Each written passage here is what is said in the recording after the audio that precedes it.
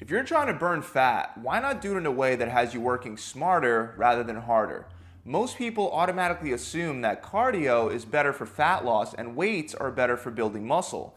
And this may be true if you compare traditional steady state cardio to traditional weight training, but there are different forms of weight training that incorporate very effective new training techniques that may be far more beneficial for fat loss. So if you're the type of person that wouldn't mind burning fat faster with less effort, then stick with me through this video because I'm going to give you a couple surprising new ways that you could lose fat way faster with both cardio and weight training models, and I'll make sure that you fully understand which one is best for you and your goals. Now, if you're looking for the quick overnight fix, I don't have that for you, but this is as close as you're gonna get to that magic bullet quick fix to spending less time in the gym while burning more fat from your workouts. So let's start first by taking a closer look at cardio and weight training at their core.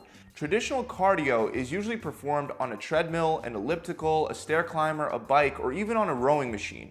When I talk about traditional cardio, I'm mostly referring to steady state, long duration cardio, where you're continuously repeating the same low to moderate intensity motions, like for example, jogging, biking, or swimming for an extended period of time. Most traditional types of cardio are forms of aerobic training. Aerobic training primarily involves using oxygen to sufficiently meet the body's energy demands during exercise. On the other hand, traditional weight training, where you lift a heavy weight load for a certain amount of reps before taking a break and then repeating that for more sets, that's considered more of an anaerobic activity.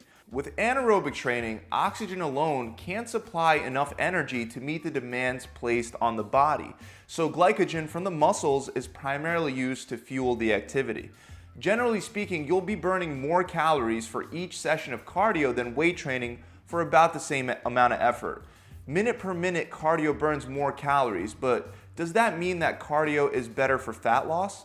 Let's take a closer look. For a long time, it was believed that to burn the maximum amount of fat, you had to stay in what was known as the fat burning zone, which mostly could only be maintained through aerobic cardiovascular activity. The idea behind the fat burning zone was that you would burn a higher percentage of fat calories rather than carb calories when you stayed at about 70% of your maximum heart rate. And this made sense to most people because once an activity became too intense, the pathway for energy would change over to anaerobic and it would begin primarily burning glycogen or carbs for fuel rather than using fat oxidation. However, it's been proven that the fat burning zone is a myth because both types of training, aerobic and anaerobic, can burn plenty of fat.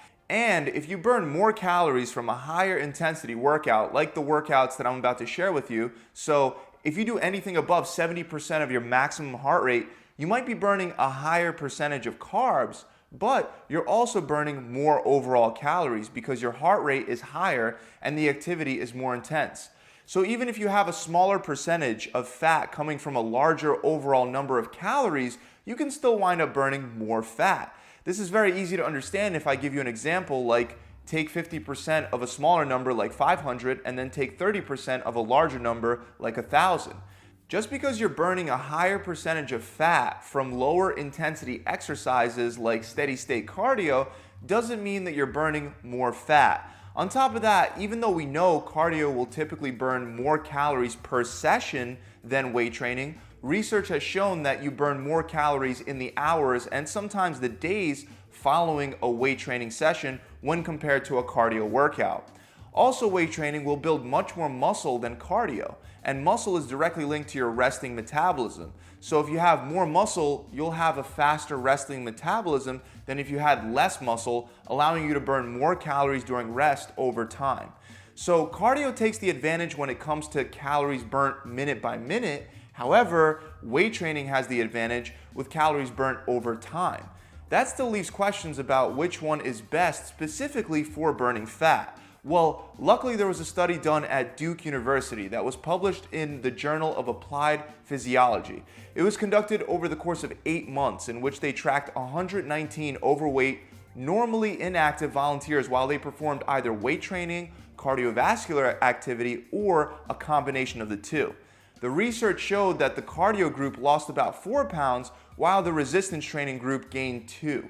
The 2 pounds were attributed to lean body mass, meaning they gained muscle. However, the cardio-only group lost more than 3.5 pounds of fat, while the lifters didn't lose a single pound of fat. But this means that in the area of fat loss, the resistance training group that used the weights, they lost. However, when compared to the group that did both the weights and the cardio, that group had the biggest improvements in the ratio of fat to lean muscle mass.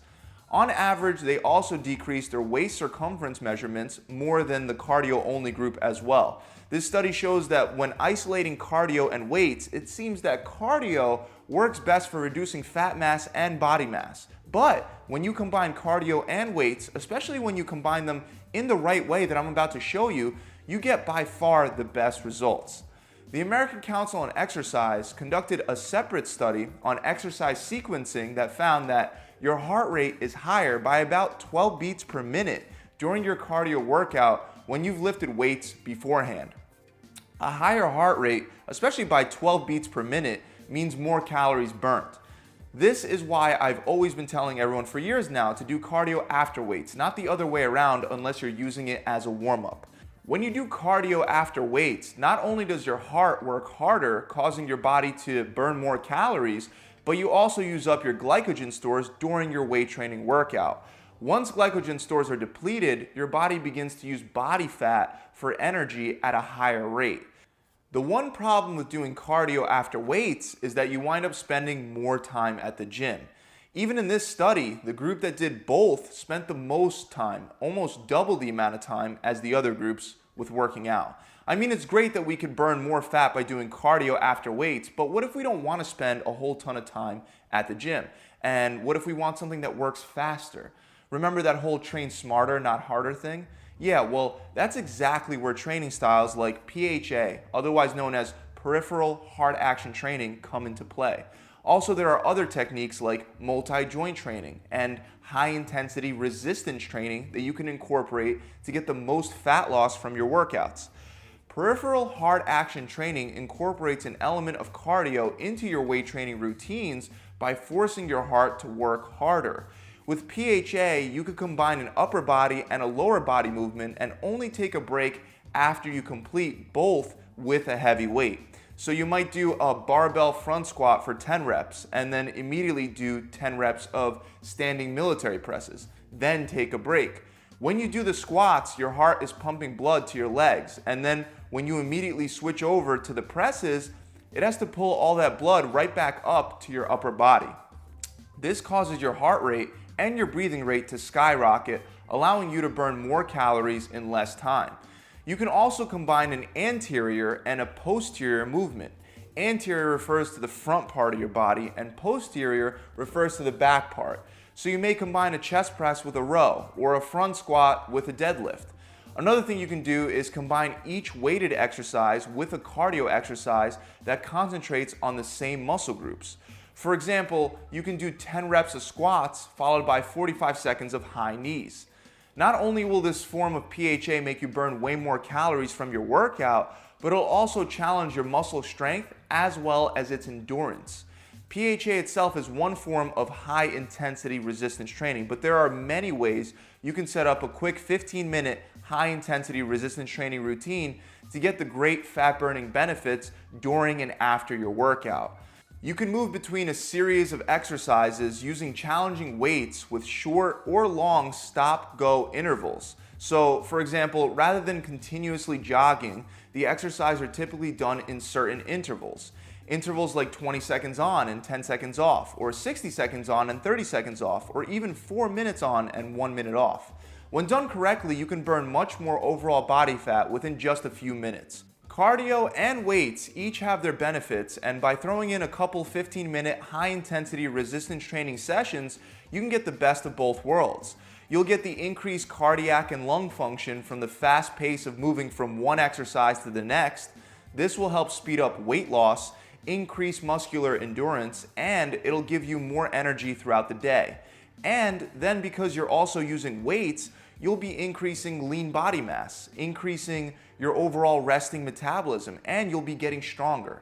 That's it. I really hope this video has helped you guys out. If you enjoyed it, make sure you subscribe to this channel. And if you're really serious about burning fat, you have to understand that it's not only about working out, but it's also about following a proper diet plan. On my website, I have a challenge that on average is helping my clients lose 20 pounds or 5% body fat in just 6 weeks. Right now, for a limited time, we're running the 6-week challenge for free, and all you gotta do to earn it is stick to the plan. We include a diet plan, a workout plan, and an accountability coach to guide you through the entire process. And the challenge makes you hold yourself accountable by having something to lose, okay? Most people fail diet plans because when the going gets rough, there's no incentive to stick it out. Our challenge, on the other hand, is designed to tackle this psychological roadblock that most people face. It shouldn't just be about information. You shouldn't just be after info because that's heavily available everywhere. You should be after incentive, motivation, and momentum. And this challenge actually makes people follow through on what they said they're gonna follow through from day 1 to day 42. The challenge can be found by clicking the link below in the description.